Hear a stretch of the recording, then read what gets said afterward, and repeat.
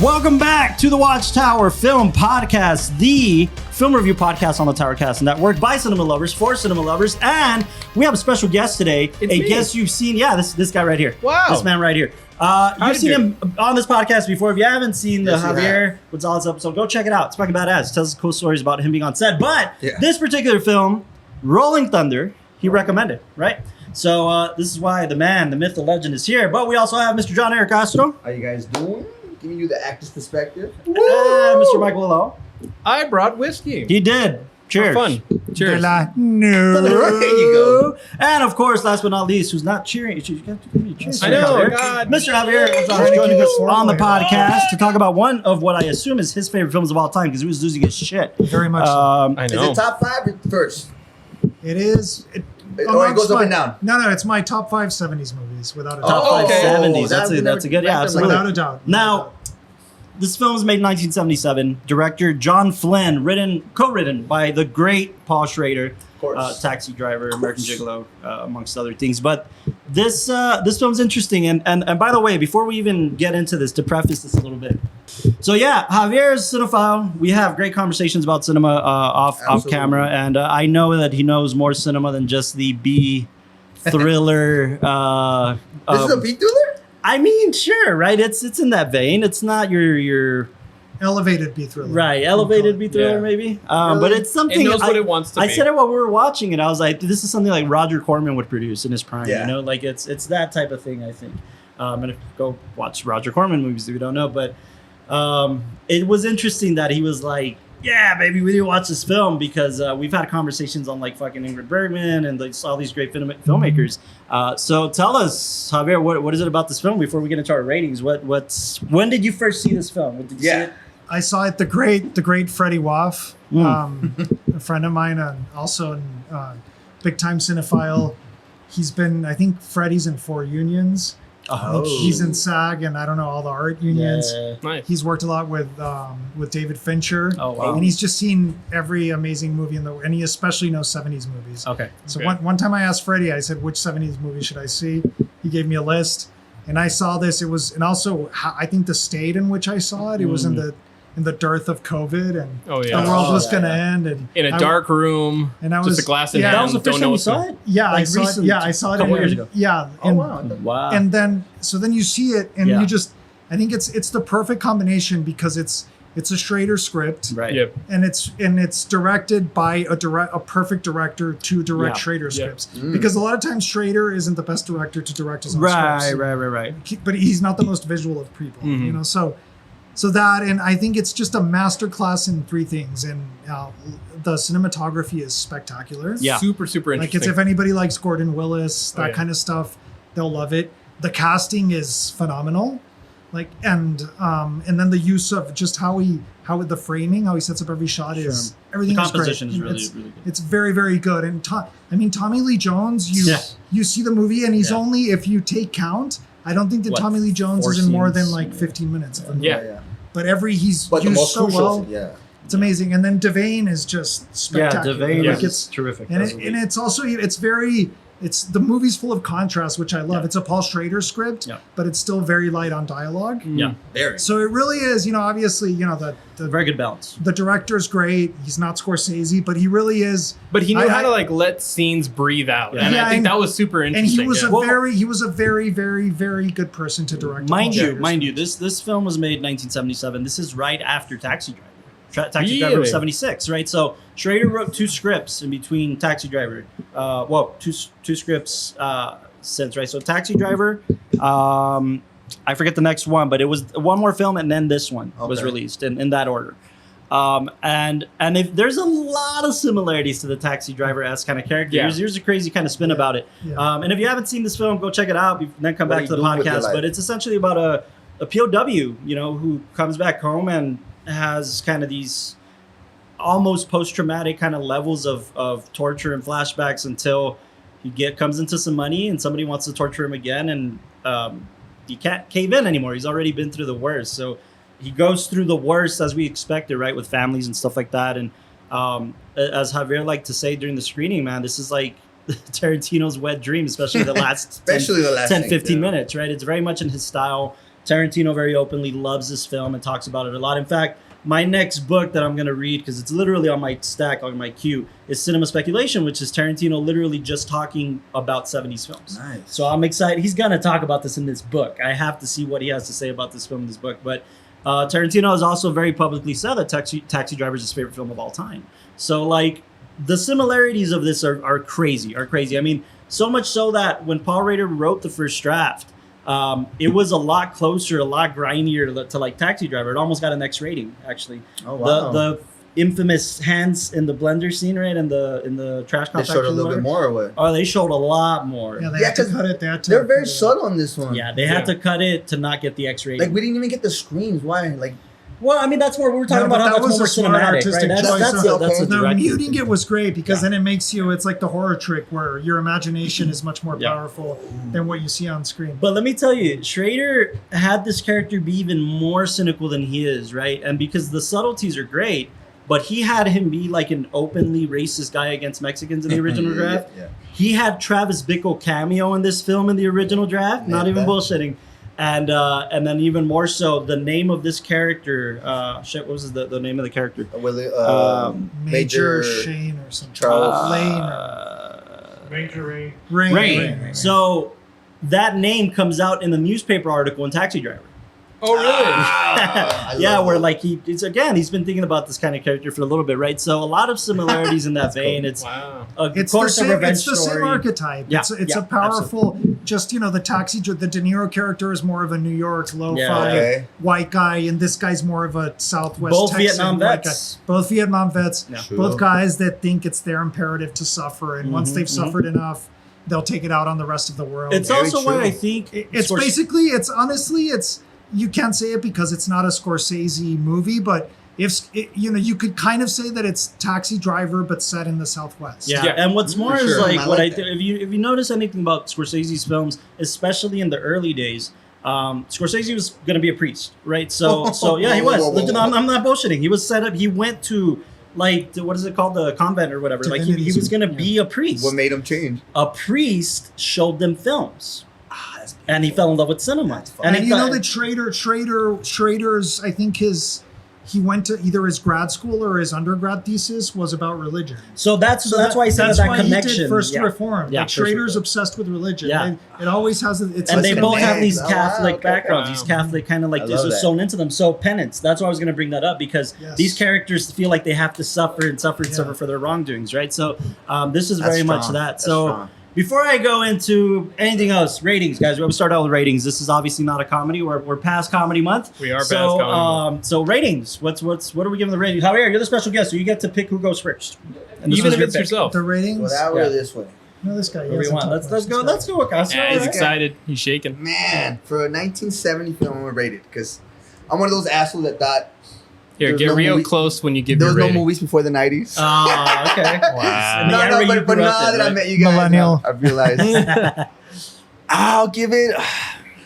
Because it reminds me a lot of Taxi Driver, and I'm a big fan of Taxi Driver and Robert De Niro. Which we've also talked about on this podcast. Go check it out if you haven't. And I know I got this guy right next to me. Oh, so I man, gotta, he's gonna punch you in the face.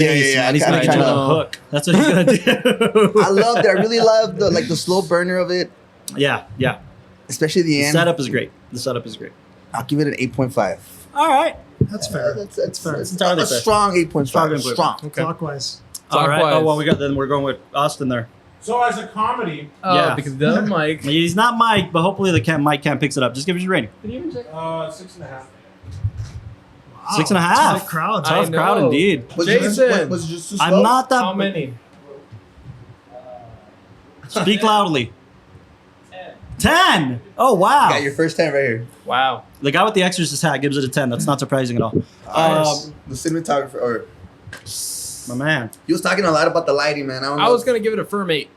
a firm 8. That's about where I'm at. Yeah. That's about where I'm at. I'm at a 7.7.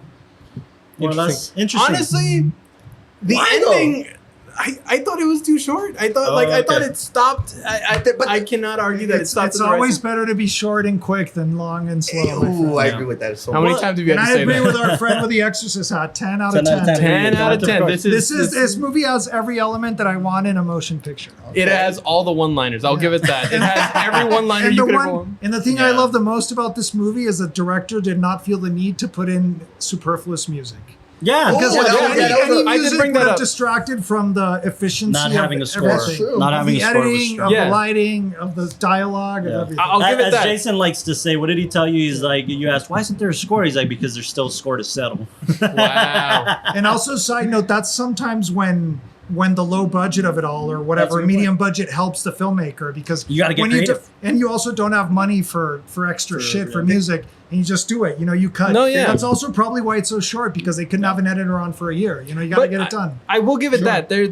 There was something about it not having too much of a score, and again, like doing like what Hallmark films, where it's trying to use the music Oh to my sway God. your Heartstrings, emotions. yeah. It just lets you sit with the scene, especially like when they're in that like the cattle ranch area, and it's that little maze, and he's running through. Yeah. You're really sitting with like, oh, is he gonna get him? And you're there for every little moment, every that's turn, kind and all of that. a special thing about Schrader's writing.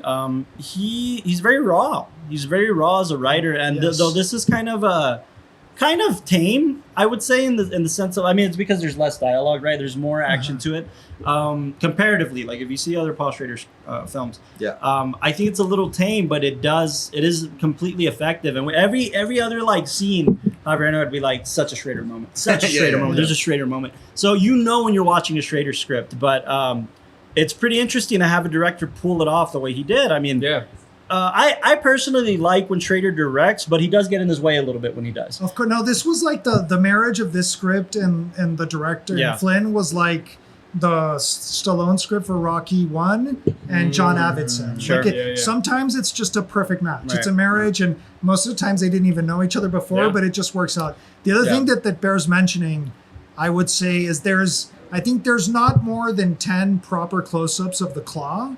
And it makes it so powerful. It's like Jaws, right? You only ever see the fin so many times, and a great, for the millennials, like this idiot to the left. If you want to compare that to a modern movie, there's this great Italian movie called Gomorrah. I know you've seen it about the underworld in Naples in Italy. And there you see it's the same thing. There's like 10 close-ups of AK-47 and less than 20 gunshots, but the whole movie you're just looking, waiting. It's important here with a club. It's important to note that the co-writer Haywood Gold, if you go through his filmography a little bit, I actually mentioned it while we were watching it. There's a moment in the thing where the guys are there to rob him. I was like, is he just gonna break out and start the clock like Denzel in The Equalizer, because it was a very Equalizer moment. He actually wrote the show, The Equalizer. Oh wow! That's his which it's based on which the film's based on. But not just that, but like Cocktail, like those types of films. Like he does the Tom Cruise movie. Tom Cruise. The Tom Cruise movie. That's amazing. He wrote that. So like, or based on a story by him or something like that. But like those two combinations are very interesting. Like those moments of like setup. And that character being as subtle as he is that's partially Schrader, but it's partly this guy. Like if you think about The Equalizer a little bit. Did Schrader? So Schrader wrote the original script, and this guy rewrote it. So it was a story by Schrader, and then they co-wrote the script. Yeah. But how did that in the 70s when Schrader was coked out of his mind? How did he? I'm sure he wrote a first draft, and then this dude came in to clean up the script or something like that. Beautify. No, because I just don't see them collaborating. I mean, the funky thing about it is like this was produced by 20th Century Fox, and they were going to distribute it. And after seeing the first cut, or after seeing it play with an audience, test screenings, they sold it to American International Pictures because they were just like, this shit is not going to make money. It's going to bomb. There's too much violence. We're not going to do this. And again, like we've talked about it, Scorsese had a similar thing in Taxi Driver. And how this do at the box office? I'm not sure what was the budget. I didn't get into the box office. I didn't get enough time to read it. But our intern I'm looking it up. did worse than Taxi Driver, right?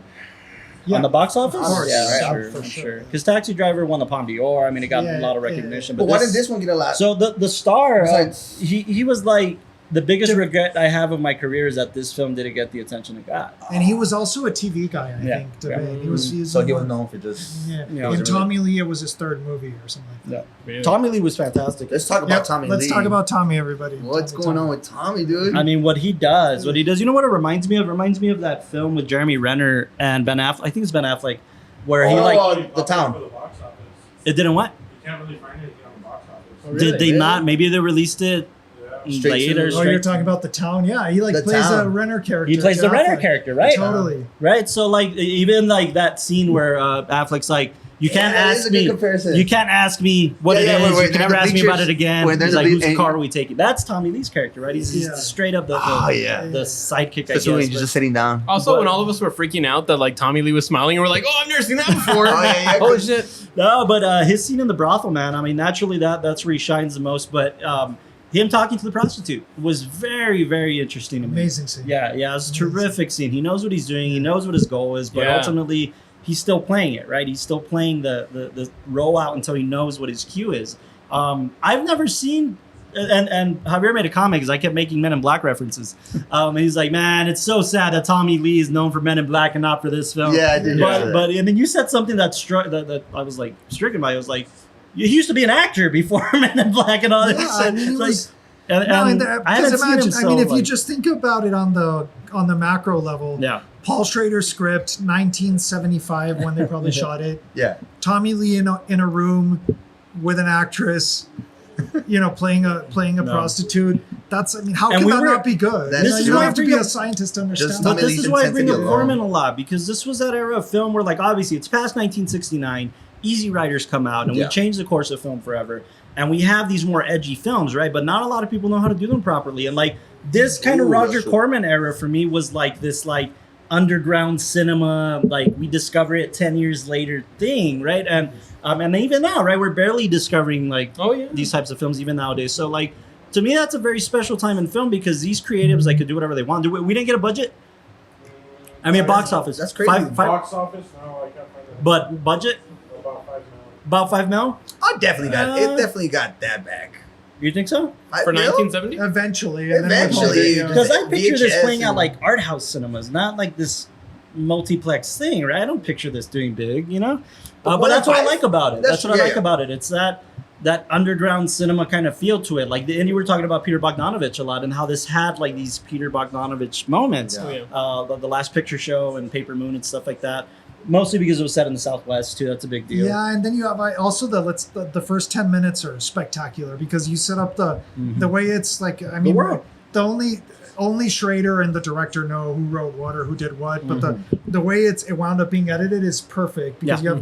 you do wide shots. They shoot edited? it doc style, so it looks fantastic. Yeah. With I'm assuming it was 35. Well, it's And then when they cut into the yeah. plane and Devane, they show him as a strong guy, and then Tommy Lee says, "I'm scared to go home," and this guy says, "Put on your glasses," which is Yeah. a great metaphor, right? Because He keeps them on for all of you these put on the moments, yeah. glasses, but you still have to confront reality. Yeah. And then obviously the movie unfolds very differently. By the way, the though- guy that winds I up forgot that. I was gonna to- add in even the whole That's thing true. of like it opens up the film with like all these like signs like welcome home POWs, Yeah. and it's like even that fact they can't escape that they can Yeah. never escape Yeah. it. And Like, That's what they're famous for. they're being Like, they go to a welcomed back bar, as they, you know, prisoners of Yeah, war, and so I they don't- just stuck in that. And Yeah. who knows? Maybe somebody has to ask Oliver Stone, but I'm sure this was a big inspiration for Born on the 4th of July. Oh, Yeah, shit. Because yeah. all of those big crowd sequences are exactly like that. They're exactly anti-war the same. pictures. These are anti-war pictures. Yeah, Absolutely. Like, just in the 70s, it was shot differently. It was it was it was like like cinema verite style, right? Very much so, and that's why- especially the crowd one. that's yeah. why I love it because it looks fantastic, and it's Yeah.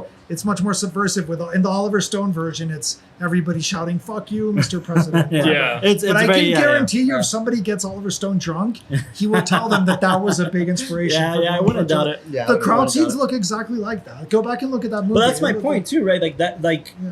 Oliver Stone's Born on the 4th of July, though it being an anti-war film, had Tom Cruise in it when he was really starting out. It Very young made kind of his career a little bit. And what's more is it did well. That film did well. This film was that Yeah, this underground was a cinema, genre like movie. a genre picture. movie. Absolutely, Okay, this okay. is the definition of a genre picture. Okay. Right? And it's very special. Like when we talk about Javier, if you don't know this, when we talk about films on this podcast, we talk about the impact and their contribution to cinema, if there is any. If there isn't any, then that's why typically they'll get a lower rating. But these are the types of films that, to me, do have their special place in the history of cinema. Yeah, that most people just oversee. Especially for like defining the genre. Yeah. When we start talking about like revenge films, stuff like that. I mean, a lot of inspiration. The whole the whole build up in the character being very like subdued, and then that all coming out at the very end. Well, I feel like we about see that all the time. And everybody makes jokes that Tarantino steals from everybody, right? But think about every Tarantino film from Reservoir Dogs, every single one. It's this. It's build up, it's setting up the world, it's setting up the characters, and you think that's very typical, but it's really not. It's very much in this genre picture style. And then we get the shootouts in the last fucking 20 minutes of the film, right? Once Upon a Time in Hollywood was a huge example. Everybody was pissed because Tarantino didn't get like Tarantino, right? He didn't get Kill Bill. He didn't get kind of right into the action of shit, but he set up this long thing, and then the last 10 minutes are the minutes where we see the fucking death of the Manson family, right? Yeah. Django, I just recently rewatched Django, same thing. It is this kind of obviously great story, but the shootout is in the last 10 minutes. And the thing is that entire buildup is really getting you ready for that last moment to have a big punch. It's a massive setup. Yeah, it makes the punch a whole lot better. And the other thing that I love is the way how to manipulate your body as an actor without talking. Oh, you guys are talking about that. Or saying anything. It's like Sean Connery was known for that, right? Where he can, because he was very. You're on camera, right? So if you're either tall or larger, any little movement, if you know how to manipulate the camera, it gets amplified, right? You command attention, and Devane and Tommy Lee, it was either because they were good at it or because they were directed or a combination of the two. There's only you could very much see like it's the thing that both of them. I mean, Tommy Lee's in less scenes, right? But Devane, like you can see pulling off what he did. All those scenes, for example, there's a scene where he's topless, but he has the gun holster on. Yeah. Like you could see his back contort in 50 ways. I told you. In a 15-second shot. And that hitting his marks with the shadow each time. That is incredibly difficult. First of all, being able to do it without, at the right movement so that it shows on camera. And then second of all, hitting the marks. And then third of all, doing it at the pace that is asked for. Yeah. When I think that's all and people, you don't realize it. And when you see it, it looks great, right? But it's natural. That's what separates the phenomenal genre movies from the shitty genre movies. Well, and when you have a lead like that, movie, you don't have a person that can control their body like that. They'll walk too fast, they'll walk too slow. Most of the time they're non-actors or they're But it's just every single. It's very. I love. I mean, one thing for me that I've ever when you notice the precision and when there's precision, when you can see precision on the screen, intentionality, that's which is something amazing, we talk about because a lot, that usually means that the actors, the DP, the director, everybody was very precise.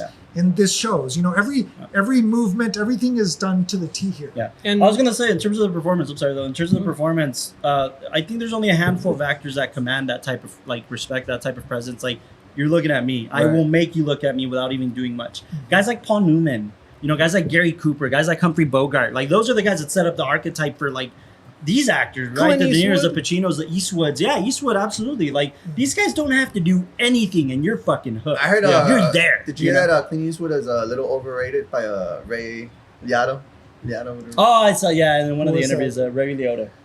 Good thoughts. Casino. Liotta talk shit about Eastwood. Well, he just said like, I'll see it. Like not for me. I was like, what? Yeah. But I think there's only a handful of actors that do that, and the guys that did that, at least there were. And then like all of these guys got these kind of moments, these intentions, these precisions from guys like Brando, guys like Bogart, guys like they. This is where it's at, and this guy's no different, man. Yeah. I have a feeling that this guy, sure, he was a lead in the B and C horror stuff or thriller stuff, but I have a feeling he was just a character actor. That somebody said, I'm going to put this guy here and see what he can do, and he delivered. Yeah. I think he's very much that, and he's a terrific performer.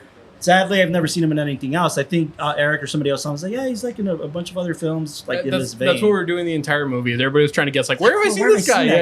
Yeah. But that's how it goes sometimes, that's like it's everything worked out in this movie. It was perfectly cast, perfectly directed, perfectly written. And that usually doesn't happen. Going to performances and cast. Oh, I'm sorry. Going for performances and cast. Like, I mean, with something as subtle as a military character, you always see people that it's either over the top, and it's these big emotional moments, and then even like people from the military when they watch those films, like the Hurt Locker, they say like, oh, we're not battling with all that. We're not having these big lash outs and all that. Where it's more subtle. It's like just depends we're so No. Like exactly to your point.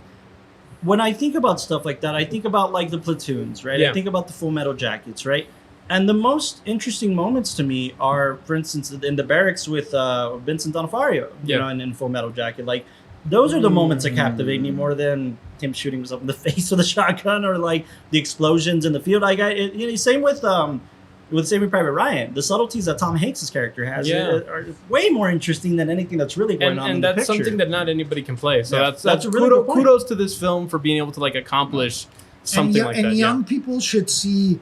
You should watch First Reformed, Mm-hmm. and the Ethan Hawke character is very similar to the Devane character. Yeah. They're very quiet. You know, it's the Paul Schrader archetype, which is fantastic. Same with Oscar Isaac and the card counter. I mean, it's Very the much exact so. same thing, and obviously Travis Bickle. Naturally, Nobody writes that character better than Schrader. Yeah, without a Schrader's doubt, fantastic. What did you rate it? I think it was at a 7.7. Oh, 7.7. I thought we were both at 8. Yeah, I thought. No, I went a little lower. I was at a Oh, 7.7, okay. only because What was it lacking for you? it's a very generic answer that I think you guys might think it generic. Nah, it just wasn't Taxi Driver. And it was in the same vein. Granted, it was a different director. It's a genre picture. Mm-hmm. But I can respect that. I respect that, again, that kind of bubble of cinema that exists because without these types of pictures, I don't think we'd have the A24s. I don't think we'd have these kind of I Ari agree. Asters, right? Yeah, I agree. So I respect it. I do appreciate it, but it wasn't. It was wasn't the same lived up to formula, the right? fullest Yeah, it was the potential. same formula as a body of work like Taxi Driver that, in my opinion, is gonna. Aliens are going to find it in 10,000 years, whereas something like this we're already forgetting, which I hate. I hate that we're forgetting this type of cinema. This is what the point of this podcast is, right? We're trying to keep this type of cinema alive too, but it just didn't live up to its full potential on a major cinematic scale. But it knew what it wanted to be. You don't think it's like time? Like if you would have watched it maybe a couple years ago? No, It's because I think for anybody who watched it, we were already even past the edge, right? This was 77. Star Wars came out that year. People were paying attention to that, right? So at the same time, we had the birth of the blockbuster with Jaws, not too far behind from this. 79. Cinema had changed, and anything that was edgy happened 5 years before this film, right? 69, 70, 71, 72, that's when people were like, holy shit. And then by the time we got to this, it's like, all right, it's another genre picture. It's going to be in theaters for 2 weeks, and then we're going to forget about it. Okay. So I think we're still kind of in that vein. I can appreciate it, but it's not going to stand next to Taxi Driver in cinematic history. The only reason I'll go a little higher than you is because I still feel that a lot of the elements we saw in this film are things that I'm seeing more and more, and I can see where it could have inspired that. Could have inspired the buildup of character, crucial moments. The slow burns, especially like the gun scene at the end at the brothel. Yeah. Like all that, is. But again, tell me that wasn't. That. Tell me that wasn't the Taxi Driver scene when he goes into the brothel and saves. I mean, it's essentially the same setup. It's the same scene, right? It's the same That's scene. so true. And but Paul Schrader, he's very good at that, just like Marty. Downfall of a character versus plot, right? But nobody writes that character better than Paul Schrader, and he does still make it feel fresh. Mm-hmm. By all intents and purposes, what was his name? Major Rain was much different than Travis Bickle. You're just mad because Marty didn't fucking direct this. You know what? You know what's down funny? to the point. Most people haven't seen Boxcar Bertha. That's his debut, right? That's Marty's debut. Boxcar Bertha was produced by Roger Corman. This type of film. What year? It was right before. Who was that knocking at my door? Probably 71. Oh, 72. okay, yeah. So, and this was his debut. Boxcar Bertha is a fucking B thriller gunslinger film. Okay. It's the exact same thing. So Marty's made genre pictures like After Hours. Marty can make genre pictures, but I don't think that's what he cares about, right? So like somebody like Schrader, I think this was just an assignment to him. Really? I think it's just like, here's a payday. Here's a quick he probably payday. got paid. You know what I mean? Here's a quick payday. Honestly, Schrader got lucky with the director because this guy. Yeah. And there's the not a lot of casting. genre directors that can do what this guy did. That, It's because they know what they want out of this. Exactly. Okay. They know Schrader's it's a quick agent buck. probably got him paid. He wrote the script in a couple months. Yeah. And then But there because was the next nothing- big thing he made was American Gigolo, which was massive in this space, right? Yeah, So If Schrader would have wanted, he would have directed this, but he didn't want you're to. right. He Wasn't wanted Gigolo to. the first thing he directed? American think Gigolo? so. It might have been the I think first so. thing. Like this was That's like the 3 years first one, later, for real? 4 years later that Schrader directed. And by the way, he was still writing for Marty in all of this process. Schrader wrote The Last Temptation of Christ. Like he was still writing with I'm Marty. liking this guy. But it wasn't until I think he was like, I can do this shit. Like I'm gonna direct. I'm gonna fucking go into it. Yeah, which is that he eventually did. gonna So happen. like I just that's where I'm at with it because I know its place in cinema. I can appreciate it, but I can also understand that the filmmakers didn't want it to be this grandiose piece of art. Like I said, it probably showed in theaters for a month.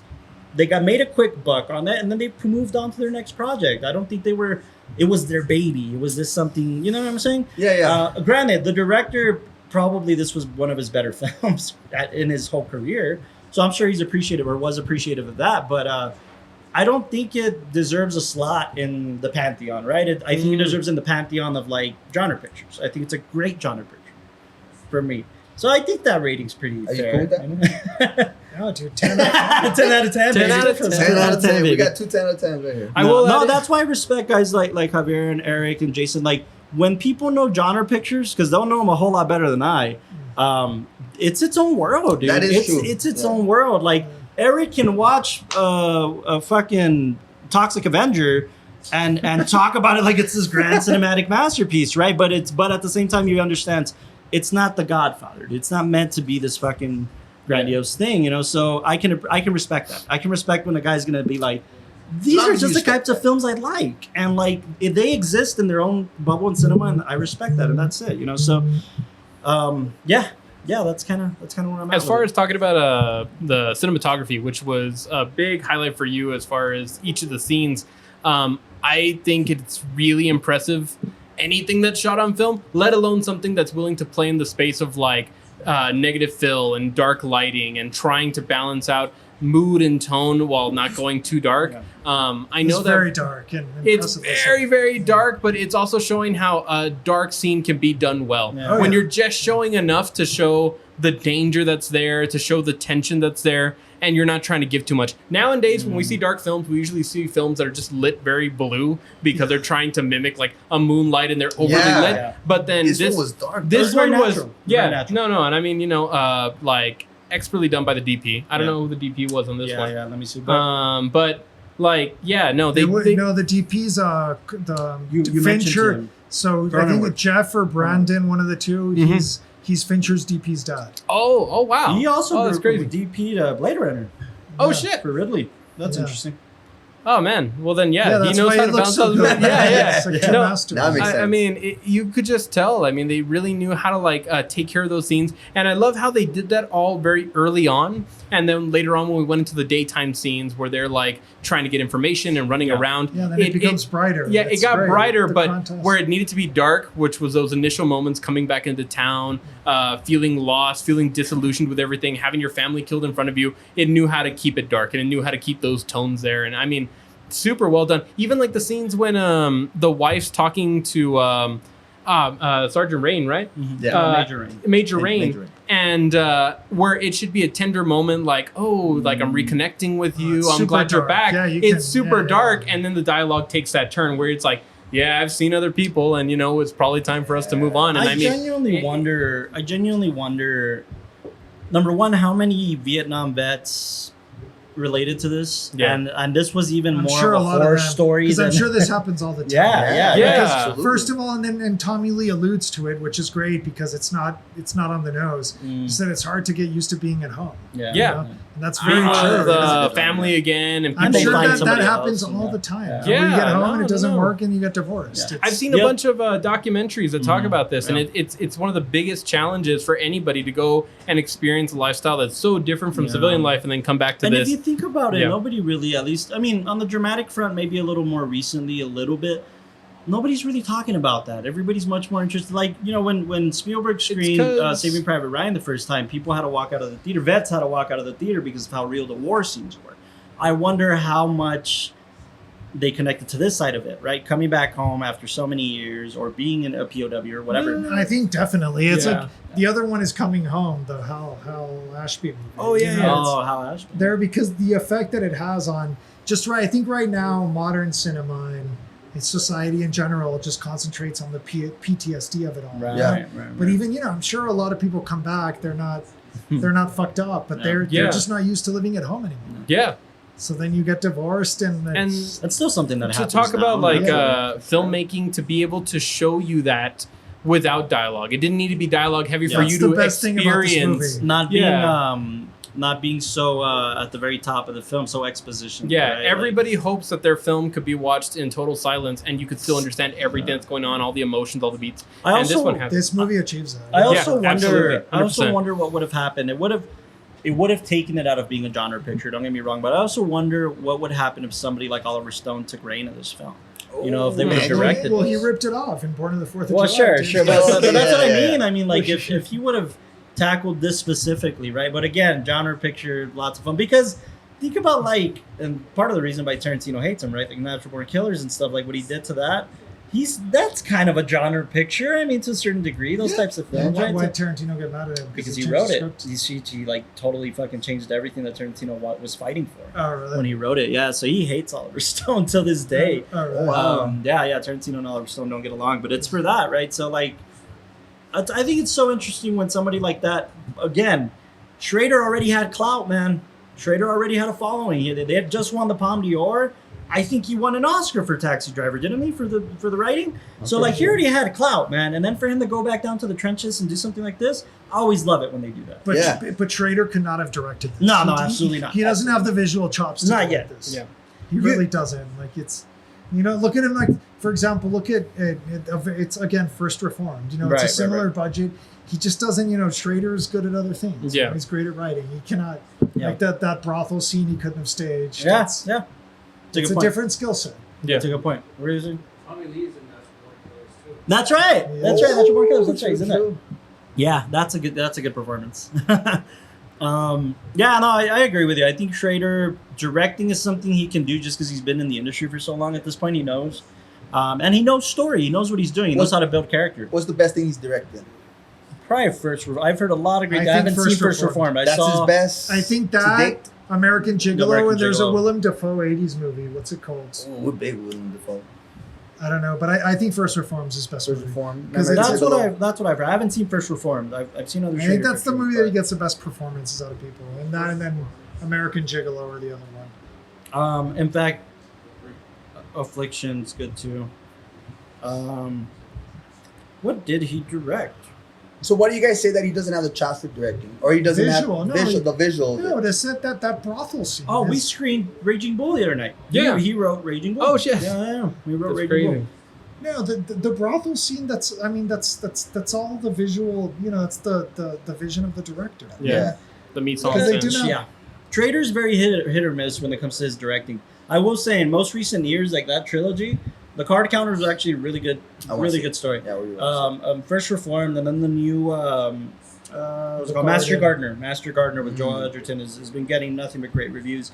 But I'm very curious about that trilogy because I've only seen one of the three, but the way they connect and who these characters are and what they're after, I think is very interesting. But he directed, again, hit or miss stuff, right? Like most of his films. But American Gigolo, That's the only one that I've known. I'm like, he who directed has Blue it? Collar with Richard Pryor. That one, Blue Collar. Blue That Collar was is really a lot good. of fun. Yeah.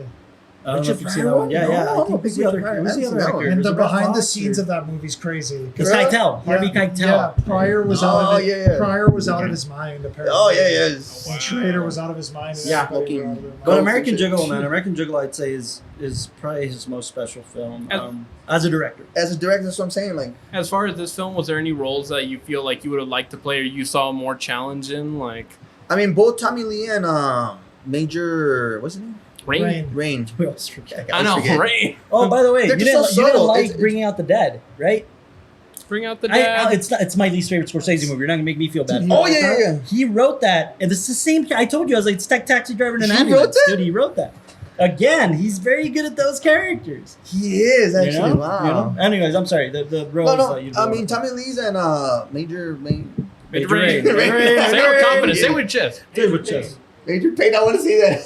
Major Payne. That's what I want to say too. No, they're just like very subtle characters, but man, I would love to get into like the psyche of Tommy Lee Jones. Yeah. Really? Yeah, like especially when he's with the hooker and he's like, It's great. I came here for something. Like you could be trying to do whatever you want, but once I hear that gunshot, He's like very that- focused. Yeah, that psychology of Yeah. him, like I went through some shit. Like this is my get off. You also have to wonder. Imagine a prequel, right, where you see them in the war camp, yeah, right, like Stalag 17 style or something, right? Like yeah. imagine these two Why characters. would- Like, why is he so loyal to this character? And then you never You know? see Tommy Lee or William Devane kiss their wives in the movie.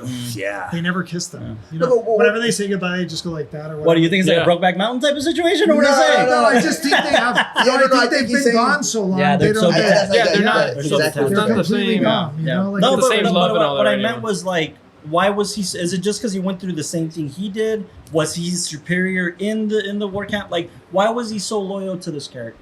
He probably saved his life. Yeah, they That's both- what you have to exactly. figure, right? Yeah, That's what you have Yeah, to shared figure. trauma. 7 years. Shared trauma. I'm very curious about that backstory a little bit, Exactly, you know? the You know, psychology and, when, of it. and, man, and you is- go back home, you miss the action. You know, you're used Yeah, that's to true. killing people every day. That's Yeah, what I'm that's pretty why sure- you see I'm the pretty sure smile back at in the his end head, from but like Tommy Lee, Remember, like, they okay, were, let's They go. were POWs for 7 years. They weren't really in any more action. They were getting tortured. That's what they. Or you want revenge.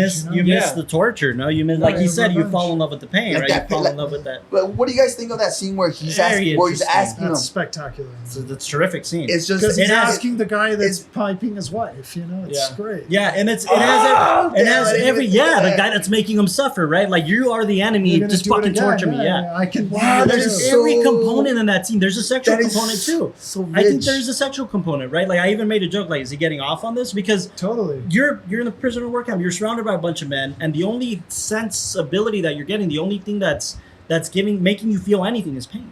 My rating just went up. My rating just went that. No, just with There's that all those alone. details, All man. those- That yeah. alone was It's, wow. it's terrific. It's terrific. Do you think anybody The else could have bad played the guys- roles?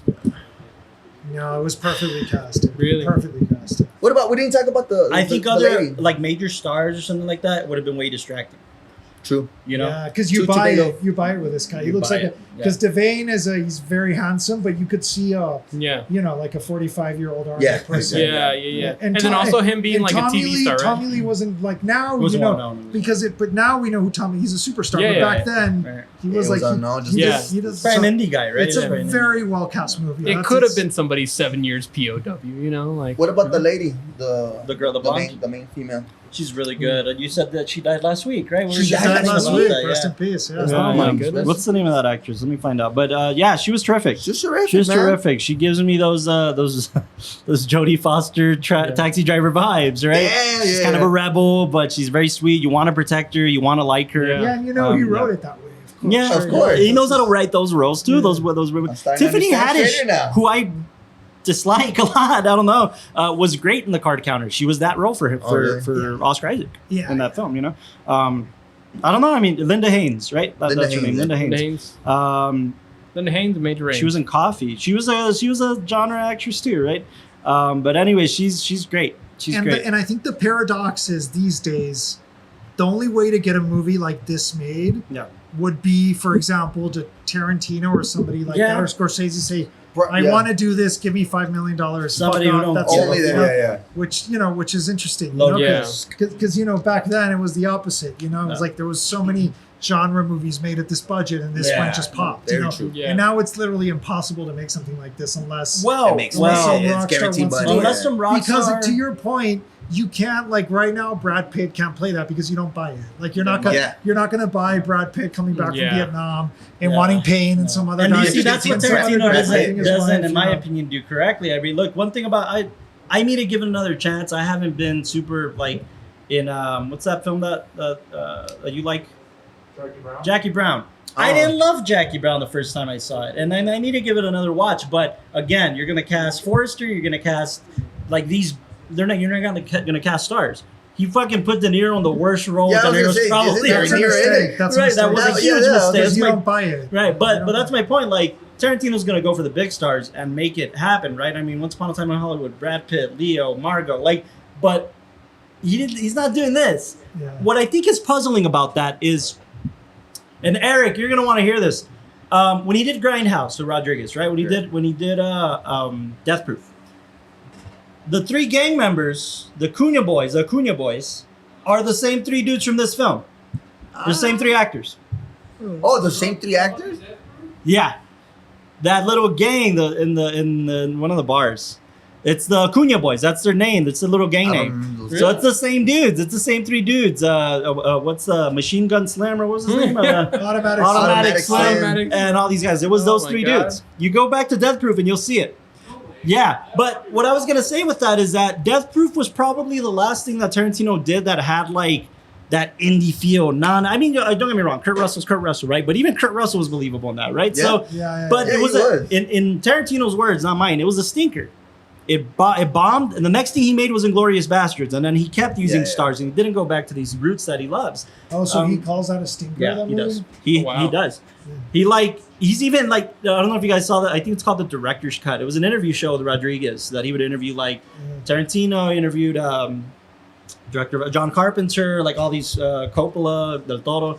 So he interviewed Tarantino. He was like, "So tell me about Death Proof. How did you feel about that movie?" He was like, "Look, man, I swore I was never gonna make another stinker with you." Oh, That's what he man. said. He's like, but yeah, he said it to him in his face, man. It bummed me out because they're best friends, right, or whatever. But he said that. But at the same time, to Rodriguez. to Rodriguez, We gotta be honest, bro. and but then he's like, but I miss like that's the most fun I've ever had on a set. No, you but know? that's also he. I think he shot it too, which was a He mistake. DP'd it. Yeah. Tarantino DP'd it. Yeah. Oh, I didn't know that. Oh God. That makes Relax. sense. Well, because he was trying. Smart. Rodriguez DPs his own pictures. Yeah. so- Yeah, he tried to be. He tried to Rodriguez it. He tried to Rodriguez it. I And like failed. that. I like but that. again, but to me, that's Which the is last time he insane did because that. you're a director that can Yeah. hire most DPs Yeah. in the world. I have a feeling he's going to do this for this last one for the Film Critic. I don't know if you guys have heard any buzz around Yeah, it. the but- last. But I have It's a about feeling- Pauline Kael, no? Yeah.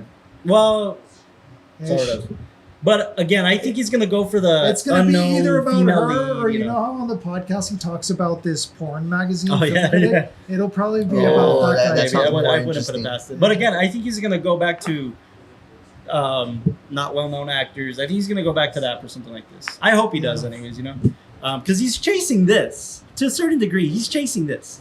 I just think I mean, at the end of the day, and it's if you look at cinema as it's evolved from the 70s, 80s, Right. 90s, Uh-huh. 2000s, movies like this don't exist anymore. They just don't. Yeah. You know, so you can like them, you cannot like them, but the reality is that you're never going to see something like this. Right now. Yeah. You know, for many reasons, and Well, you but can then- like it, you cannot like it. It doesn't matter. But my point is that this really is. It's like It's seeing. special. I hate saying the word art, but it's a capsule. You know, it's a time Yeah, capsule. absolutely. Everything about it, and the thing that's It's a really fossil, man. the thing that's really great is Yeah. that it's hard to find a piece of 70s art Yeah. that isn't identified with music. Right. Right. You know, it's Yeah, always absolutely. the music and this shit, but in this, the music is non-existent. It We were doesn't even- even. yeah, It like really I has a was talking score. to you So about- it's people should. I mean, I think especially. It's more than anything, actors and directors should look at this movie. You know, Yeah. because it's not. It's It's a moment captured in time. and it's a master class of how to do a lot with very little money. Yeah. You know, Yeah. when you know and you're intentional and you're precise. Yeah. You know, because obviously, you know, the photography. That's you shoot it darker, blah blah blah. But there's acting like that and directing like that. There's very few movies Yeah. since Yeah. when the shot that exists anywhere in the world. I like also this, have you a know. feeling that the pressure was on with the director, and he's like, "We got a Schrader script. We got a fucking Schrader script. Obviously, like, we have to. yeah, This yeah. has No, to and be you better." can than- tell that yeah. they didn't have time. Like sometimes Yeah. that works, you know. Most times it doesn't work, but this time it was great. Like Yeah, you even can like feel the you can quick feel the rhythm. flashbacks Yeah, where it didn't need to be a lot. Oh but- yeah, you guys were talking about everything about this, like you can tell, like the director made very a stripped deal, down. and he said okay, he obviously he blocked out the schedule, and he said the most important actor wise, I need the most time Yeah. for all the stuff where William Devane is by himself and he's Yeah. establishing the character, you know, Yeah. the shed, all that, and all the other stuff that's run and gun. I can guarantee you, where he said, "Fuck it, let's just I can let's see get that. in a car and shoot it." Yeah. But it Just worked, fucking- you know. Sometimes it guerrilla doesn't work. style. This time it worked perfectly. Yeah, you know, absolutely, so- absolutely. so people should look at it that way. You know, No, you yeah. can't, and you also can like it's very hard to compare movies or performances or whatever. Let me put it to you but this if you- way. But if you Yeah. kind of separate it and think of, like you said, like it's super interesting because like that's super important to mention that this is after Taxi Driver. So Schrader either wrote the script before, during, or after, Yeah. right? Yeah. He got paid money, he left, right? Yeah. And Schrader probably thought this will never get made. you Yeah. know? Yeah. And it lands in this director's His lap. lap, yeah. Yeah. And he shot a fucking As an masterpiece. assignment, Like, maybe, in my too, opinion, right? You know, Yeah. Those rare- No, but you know we're what? still talking about it Yeah, now in those 2000. It's massive. It's massive that we're still talking about it. It's massive that it still gets the reactions it needs from us. That it demands from us. It's a very special, like you said, it's very special in that sense that I think movies evolved into, again, the Ari Asters, the Robert Eggers, these guys. I think that's what these types of films We're- evolved into.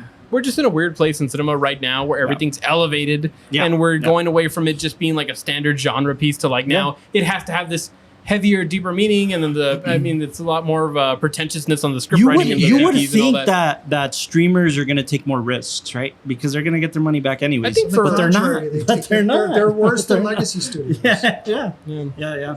Well, Yeah, and you can't but honestly, just imagine the difference in time, right? If you live in 1977 as opposed to now, Yeah. imagine being able to go to see Yeah. that in a movie theater. Yeah. Yeah. The experience, That's what I'm saying, amazing yeah. on a 35 millimeter projector. How great that would be! Yeah. Like, and now it's fucking crap. Like we get excited because Asteroid City comes to town. Or oh, Oppenheimer, buddy. which It's okay, are- buddy. Don't touch it. He's a Wes Anderson guy. Wes Me Anderson's too, favorite. you know, but we get there's no. when No, I no, remember yeah, I know what When you're I was a saying. kid growing up in Quad, my parents would take me to the art house theater in Mesilla. I don't know if it Yeah. still exists. Yeah, it does. It does. It does. It's You still know, but these were the kinds of movies that would play there. You Yeah. know, and Yeah. now people don't if it's so good now. Imagine Yeah. seeing it in a movie. No, but theater. that's why I love. Can only Obviously, like imagine. if you go to bigger cities, you'll still have these art house theaters, right? But in El But Paso, they're not playing movies like this. No, anymore. Even but- in Yeah. New York. man. well, that's what I was gonna say. Is that like if you think about it though, to a certain degree, it's migrated to two things. This is why we love Alamo Drafthouse because they still curate cinema. Very They much. still we saw Raging Bull 2 days ago and fucking Yeah. like it was Oh, fantastic. they played it. You Yeah, said they it played was- it on Yeah. East Side. Both. Both. Both. Oh, nice. Yeah, 2 days. So we, 35? no, it's just regular And you guys- 4K remastered. Remastered. 4K Oh, that's remastered. pretty Yeah, good. So it was Can you great. consult with me? No, man, I'm sorry. Well, Well, look, super bad thing. But, Oh, yeah. I know. But my point is, it migrated to that. Theaters still curating classic films. Yeah. But it also migrated into things like the Criterion Channel, Trauma, that type of thing. That still exists. Yeah, People, yeah. it's out there. But it's not curating on a modern take to a certain degree. The last film I saw that felt similar, not in a genre picture per se, but it was an A24 film, After Sun. After You guys catch After Sun? Very much, yeah. Very Paul much an art house Mescal, pick. Paul right? Mescal. Yeah, yeah. That actor, man. You look out Oh, for no, I Paul love Mescal. that You guy. know Paul Mescal? Yeah. that guy's After Sun's making moves. terrific, man, but it's this art piece. It's nothing but an art piece, and like it was up for Oscars, surprisingly enough, but it didn't get the attention it. When did it come out? Last year for Last the year? Oscars. Yeah, They got a Oscars. couple nominations. Got a couple Some nominations. spots. Oh, shit. But again, I think it migrated to those in terms of modern takes. Go watch Beau's Afraid. I gotta see that. I Oh, want to let's see watch that. it, man. Yeah, I can see Beau's it. Afraid I is really wanna see fantastic, but do it. it's migrated to that, which I think I'm very much okay with. Oh, I thought you had something to say, pal. Yeah. Wow. All right. Well, final ratings, I guess. Did we go up? Did we go Mine down? went Anything up, more to dude. talk about when we I talk gotta about? see it again just to see those little. Yeah. I actually like Eric says he has the Blu-ray. I actually want to have this in my collection. I want to buy it. Oh, If there's so a 4K remaster or something Sounds fun like that. your rating went up too. It did. It did. Yeah, sure. Mine definitely went up from an 8.5 to like an 8.8. Okay. Fair. It's just you Fair. guys open my mind. I want to go see that film again. Yeah. Just like Javier says, man, on the performance front, insanely well. Couldn't have been done You by know what I anybody think is great? Like It's us just- as indie filmmakers, right? When we get an actor that that's my boy over here. When we get an actor that surpasses what you were going for in the film, right? And that's a cliche thing to say as a filmmaker. Everybody wants that. But when you're on an indie front and you somehow lock down somebody that's like, holy shit, Yeah. like this is great. This is upping the quality of this picture. I'm sure the director was feeling like this, like, For sure. holy shit, we did something good, Yeah, guys. yeah. Like these guys are gonna kill it. Props to casting. Yeah, props to casting for sure. Great performances, but solid 8.8. Solid 8.8. Austin, any 7 from a 6.5. Wow, look at that. There we go. It's a passing score. I man, know. right? It's a best score. Mr. Jason, He was anything at there? 10. Oh, it was You were a 10, man. right? You loved it? This is up my alley, so. It's up your alley for sure. Beautiful. Yeah. Genre picture. 8.4. I'll go up a few 8.4. points. All Yeah. right. All right. Fair enough. You? It's because you blew my mind with some of the stuff, dude. I was like, wow, dude. I'll go up to an 8 from a 7.7. I think it's, again, good contribution to cinema. It falls in that vein of Yeah. it being this own special thing. I don't think anybody else could have these are pulled the it types off. of pictures, by the way, that even Taxi Driver is going to live on by itself. But these are the types of films we have to preserve. Like these are Exactly. the types of films that aren't being Not paid just the- attention to. yeah. So I can appreciate that. Javier's going to keep showing this to his kids until they He start really passing it down. is. Hey, dude. man, I mean, shoot. 10 out of 10. My man. You got 2 out of 10. All right. 10 out of 10. course, Great. man. Anything else you got to say about this film? Keep it gaba, gab, That's it. I just hope, I really do hope that young directors and actors watch check it this out. movie. Yes. Because it's very helpful. Because it's a movie that can be, like you said, it can be watched without sound, which is very hard. Super difficult. If anybody saw the movie, what's it called? She Walks Home Alone at Night, the Sheila Van movie, the Anna I know Lily Sheila Van. Amanpour movie, the Persian Western. Yeah. Similar to this, the action is so good you don't need dialogue. Yeah. Anyway, it's a masterclass in acting Did you and see? directing. Did you see Fellini's Roma? Oh. Yes. Oh my gosh, man! Talk about that similar same to thing, that. like that Yeah, underworld there we kind of go. these Yeah, weird characters, There we go. but very much yeah, so. yeah, And it's I really hope that young people see this yeah. movie because it can absolutely. Great be, picture. it will do a service to everybody, anybody in the industry. that watches Javier, it. thank you for suggesting Yeah, this man. film. This is Really? this is what we Really? yeah, this is Yeah. what we encourage people to do, guys. If you have a film that you want to suggest that maybe doesn't get a ton of love or we haven't covered on this podcast, like this is one This of the is points. This is the a ones huge we point. We want. love when you guys curate cinema for us. None of us had seen this film. Yeah. None of us except Eric. But none of us had seen this film. Jason, had you seen it? No, you hadn't seen it, right? So I think just Eric and Paul had seen it. So yeah, man, it's a terrific Well, picture. next up between October 20th and Thanksgiving, pick a date. I got your next movie. October 20th. Okay, cool. Oh, okay, okay. Awesome. Next week is Cafe Garbo. Next week, Grand Budapest Hotel at the Film Cafe. Nice. You excited, pal? I'm super excited. I need Look to it tell up. you something. Look Should I it say it up. on the podcast, or maybe I'll wait till that I'll podcast wait to before say it? anybody who lives in El Paso, go to the Aaron and George Film Cafe.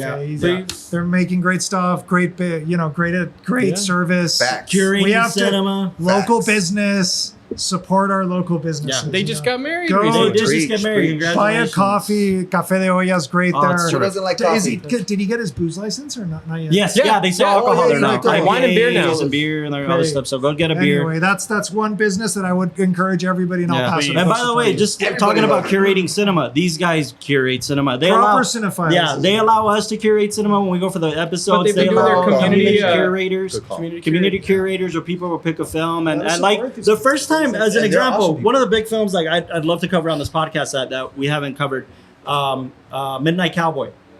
Fantastic picture in this vein. Midnight Cowboy, Dark style, stuff gray, like Panic pretty in Needle Park, like those types of films, Hal Ashby stuff, like that type of stuff. Yeah.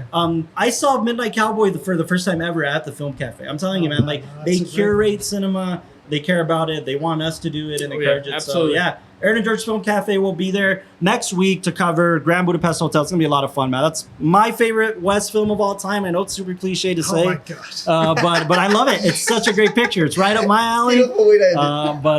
But yeah, I begged aloud to like, dude, let's do Grand Budapest, Yeah. do Grand Budapest. So this is the last pick. So anyways, next week at the Film Cafe. And we're going to start our Halloween series pretty soon as well. So just keep an eye out for that. We'll have a Halloween series coming up. Nice.